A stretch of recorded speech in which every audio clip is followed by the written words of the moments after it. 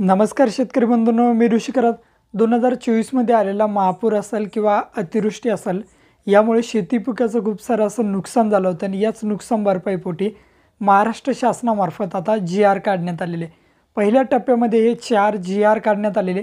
त्या जी आरमध्ये कोणकोणते जिल्हे या ठिकाणी पात्र करण्यात आले, त्या जिल्ह्याला किती निधी वितरित करण्यासाठी मान्यता देण्यात आलेली आहे, याची A to Z माहिती आपण या व्हिडिओच्या माध्यमातून बघणार आहे. तर शेतकरी बंधूंनो, व्हिडिओ नक्की तुम्ही शेवटपर्यंत बघा. आपल्या चॅनलवर जर तुम्ही पहिल्यांदाच आला असाल तर चॅनलला सबस्क्राईब करून ठेवा. असेच नवनवीन व्हिडिओ आम्ही तुमच्यासाठी घेऊन येतो. जर तुम्हाला काही विचारायचं असलं तर व्हिडिओला कमेंट करा किंवा व्हिडिओच्या डिस्क्रिप्शन बॉक्समध्ये टेलिग्रामचा ग्रुप दिला आहे, त्यावरती तुम्ही अजूनही जॉईन झाला नसाल तर त्यावरती जॉईन व्हा. त्यावरती डायरेक्टली तुम्ही आमच्याशी बोलू शकता किंवा तुमचे प्रश्न आम्हाला विचारू शकता. नक्कीच आमची टीम तुम्हाला त्वरित प्रतिसाद देईल. चला तर या ठिकाणी कोणत्या जिल्ह्याला किती निधी वितरित करण्यात येणार आहे बघूयात. तर शेतकरी बंधूंनो, पहिल्या टप्प्यामध्ये जून 2024 ते ऑगस्ट 2024 या कालावधीमध्ये अतिवृष्टी झाली होती, त्यामुळे नुकसान भरपाईसाठी निधी वितरित करण्यात आला आहे. त्याचे 4ही जी आर आपण या व्हिडिओमध्ये बघणार आहे. गोंदिया जिल्ह्यासाठी जुलै महिन्यात जी नुकसान भरपाई झाली होती त्यासाठी 8 कोटी या ठिकाणी रक्कम मंजूर करण्यात आली. पुणे जिल्ह्यासाठी बघू शकता 2,15,00,000 रुपये मंजूर करण्यात आले. त्याच पद्धतीने लातूर जिल्ह्यासाठी ऑगस्ट महिन्यामध्ये जी नुकसान भरपाई झाली होती 3,53,00,000 रुपये मंजूर करण्यात आले. नाशिक जिल्ह्यासाठी 99,000 रुपये मंजूर करण्यात आले जून महिन्यासाठी. धुळे जिल्ह्यासाठी जून महिन्यासाठी 26,00,000 रुपये. नंदुरबार जिल्ह्यासाठी 27,00,000 रुपये.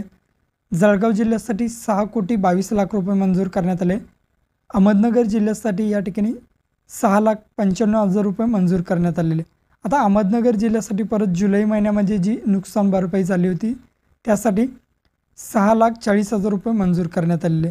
आता ठाणे जिल्ह्यासाठी या ठिकाणी बघू शकता, ठाणे जिल्ह्यासाठी जुलै महिन्यामध्ये जे नुकसान झालं होतं त्यासाठी 53,000 रुपये मंजूर करण्यात आले.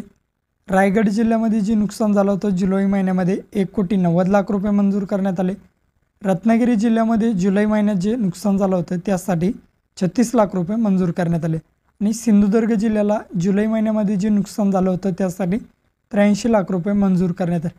पहिल्या टप्प्यामध्ये या जिल्ह्यातील शेतकऱ्यांना एवढा निधी वितरित केला जाणार आहे. आता बघू शकता दुसऱ्या जी आरमध्ये ऑक्टोबर 2023मध्ये सांगली जिल्ह्यात अवेळी पावसामुळे झालेल्या पिकाच्या नुकसानीसाठी बाधित शेतकऱ्यांना मदत म्हणून या ठिकाणी बघू शकता तुम्ही 18,445 रुपये एवढा निधी वितरित केला जाणार आहे. 1.33 हेक्टर जमिनीच्या अनुषंगाने हा निधी राहील. आता त्याच पद्धतीने बघू शकता तिसरा जी आर फेब्रुवारी 2024मध्ये शेती पिकाच्या झालेल्या नुकसानीकरता निधी वितरित करण्यात आलेला. आता खाली यवतमाळ आणि बुलढाणा जिल्हा या दोनच जिल्ह्यासाठी फेब्रुवारीमध्ये जी नुकसान भरपाई झाली होती पावसामुळे, तर यवतमाळ जिल्ह्यासाठी 17,00,000 रुपये मंजूर करण्यात आले, तर बुलढाणा जिल्ह्यासाठी 5,05,00,000 रुपये या ठिकाणी मंजूर करण्यात आले. मार्च 2024मध्ये मे 2024 या कालावधीमध्ये शेती पिकाचे जे नुकसान झालं होतं त्यासाठी या ठिकाणी बघू शकता तुम्ही राहिलेले जे जिल्हे आहेत, चंद्रपूर जिल्ह्यासाठी मार्च महिन्यामध्ये जे नुकसान झालं होतं त्यासाठी 78,00,000 रुपये मंजूर करण्यात आले. चंद्रपूर जिल्ह्यामध्ये मे महिन्यामध्ये जे नुकसान झालं होतं त्यासाठी 1,92,00,000 रुपये म्हणजे असे मिळून या ठिकाणी रक्कम वितरित केली जाणार आहे. पुणे जिल्ह्यासाठी बघू शकता 3,08,00,000 रुपये या ठिकाणी मंजूर केलेले आहेत. सातारा जिल्ह्यामध्ये एप्रिल ते मे दरम्यान जे नुकसान झालं होतं त्यासाठी 28,00,000 रुपये मंजूर करण्यात आलेले. सोलापूर जिल्ह्यामध्ये जे नुकसान झालं होतं त्यासाठी 37,40,00,000 रुपये मंजूर करण्यात आलेले. सांगली जिल्ह्यामध्ये जे नुकसान झालं होतं त्यासाठी 73,00,000 रुपये या ठिकाणी मंजूर करण्यात आलेले. सांगली जिल्ह्यामध्ये मे महिन्यामध्ये नुकसान झालं त्यासाठी सुद्धा या ठिकाणी निधी वितरित, अशा प्रकारचा हा निधी शेतकऱ्यांना वितरित केला जाईल.